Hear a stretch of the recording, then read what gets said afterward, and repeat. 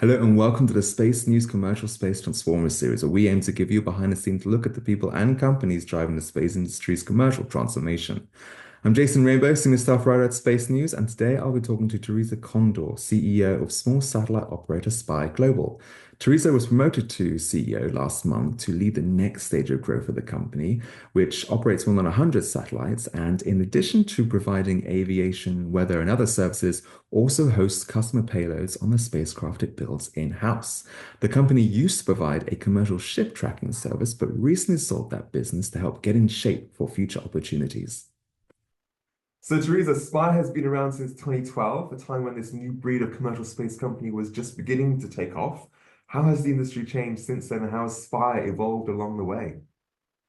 Yeah, it's really interesting because back in 2012, as we started, as you said, there were almost no one who was willing to invest in space companies. And of course, over the past decade, that's changed dramatically. We've all seen so much money pouring into the sector. There's so many new companies, which, at this point, I can't even keep track of them all. And it's really exciting to see everything that's coming out. I think the other interesting thing over the years is that we always knew that this was going to be on an exponential technology curve. And I think been borne out.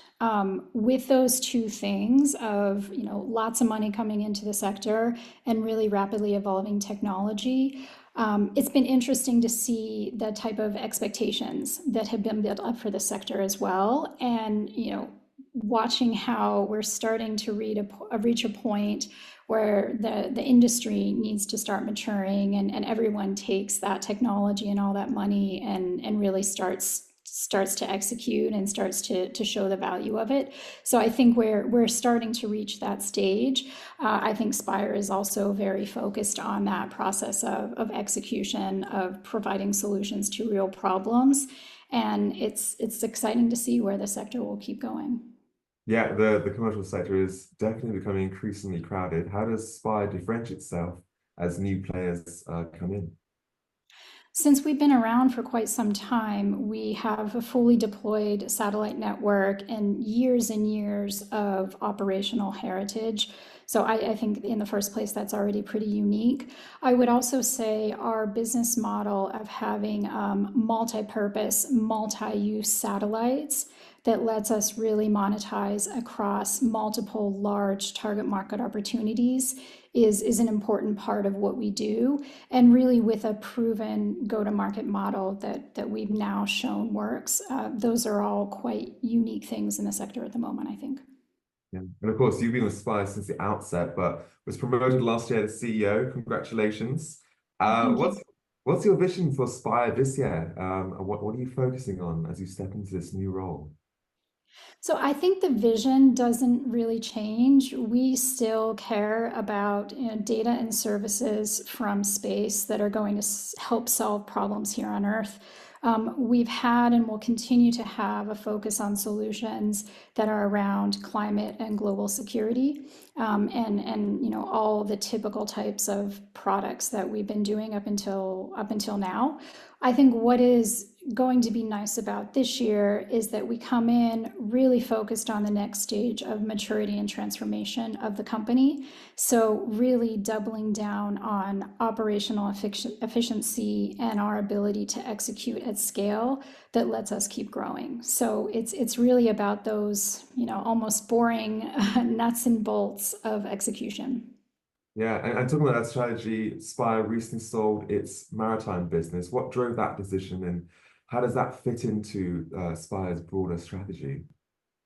I think it's a transformational transaction for us, because it allows us to retire all of our debt. So going into the year completely debt free, and putting a healthy amount of cash on the balance sheet. So it lets us come out fully focused on the areas of work that we care about and focused on our growth opportunities. Yeah, and with this shift, are there particular markets or sectors that you're looking to double down on, things like aviation or weather that you see as key areas for growth? So the areas that we've been focused on will of course continue to be key areas for our growth opportunities. So as you mentioned, this includes aviation, this includes our space services business, this includes weather and climate. So all of those are going to be areas. Maybe one I can mention in particular is radio frequency geolocation opportunities. This is something that in the past few years we started to focus on after seeing the market demand. And so this is one area that we see as a growth opportunity and will continue to invest in. And of course, artificial intelligence is continuing to make waves across industries. How is Spire integrating AI into its satellite operations? And do you have any insights on that front? I mean, I hate to be one to talk about the hype topic, but of course AI touches on space, and I know it's hard not to be talking about that. I think when you think about on the spacecraft side of it, especially for a company like Spire, where we have multiple payloads on board, we're collecting so much data all the time. Using AI to be able to sort through and kind of process and understand which of those data sets are the most important ones to download in which order, in which way, is a really relevant use of AI and machine learning.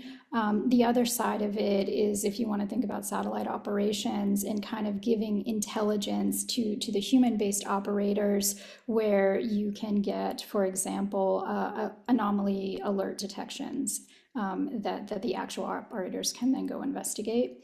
When it comes to things on the ground, I think you probably read about the stuff that we're doing around weather forecasting.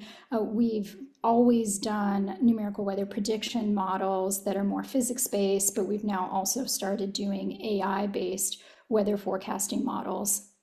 And I think the final thing to mention is just the 10 plus years of history of data that we've been collecting from this constellation is starting to become more and more relevant for other parties who want to train their own models and are continually looking for data sets in order to do that.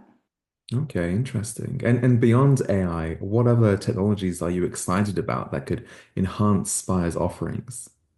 So we're are always looking at the technology curve and what is coming ahead in the future and making sure that our network stays fit for what customers are going to need going into the future. A few things that I can mention maybe on the platform related side, where we've been looking at optical intersatellite links. So this is something where we've done a lot of work already and are pretty well ahead for small satellite, our form factor. We also continue to look at new capabilities on the payload side. For example, hyperspectral microwave sounding, which is kind of the next type of payload for weather data collection that really complements what we already do on the radio occultation side. Now, as the space economy grows, what regulatory challenges or opportunities do you foresee for Spire and the industry as a whole? What are the main challenges and opportunities that you see this year, let's say? Yeah, well, I think spectrum access is always something that everyone needs to be paying attention to, and I think the space sector in general needs to look at that and pay attention as more and more players are out there and everyone wants wants the same spectrum. So that's one item. The other one that is interesting is that as the geopolitical situation changes, I think we're getting more and more desire for national sovereignty as it relates to space technologies, and that is interesting in the sense that more and more countries are looking at investing in space and having space companies and growing their space economy. But it also so it's an opportunity. It's also a challenge for companies that are operating in multiple places and multiple locations, and need to keep that balance of where they build their technology. We also continue to see extreme weather events impact communities on Earth and disrupting economies. And you mentioned AI and data sharing. What role does Spire play in helping to reduce the impacts of these weather disasters? And yeah, what are you doing on that front? Yeah, I think really this comes down to the collection of weather data and weather forecasting for extreme events. So we've been collecting atmospheric measurements for quite a number of years now, and those measurements get incorporated into the weather forecast. So if you think about it, pretty much everyone in the United States, but in many other parts of the world, every day when you're checking the weather forecast, you're ultimately benefiting from the weather data that is collected from our satellites. There's lots of other data sets and models, et cetera, that are part of it, but our data is a key important component to that. And so when you start to think in particular about extreme weather events, hurricanes even, for example, and the path of the hurricane, or businesses that are looking to protect their assets ahead of any extreme weather event, this is where those types of data sets become really important for having more accurate predictions. And also things like high resolution weather modeling, which we also do, which allows businesses to have that greater insight and capabilities as it relates to their business and their assets. And as an operator of one of the largest nano satellite constellations out there, how are you planning on evolving its capabilities to meet customer needs over time? What's the long-term vision here? I think it's really going to be driven, as you already mentioned, by those customer needs. And we're always looking ahead and scanning the market to understand what those are. And I think one really great example of us being able to do that is what we already talked a little bit about earlier around radio frequency geolocation. As we started to see customer demand growing, and an interest in commercial purchase of those type of data sets, we were able to pivot relatively quickly and take existing assets in orbit and kind of reprogram them, use them in a slightly different way, and start providing these types of RFGL data sets. So I think that's just an indication of the flexibility of our network and how we look at this from a customer need perspective. Theresa, thank you so much for your time and for sharing your thoughts on an exciting year ahead for Spire and the industry. Yeah, thank you so much too.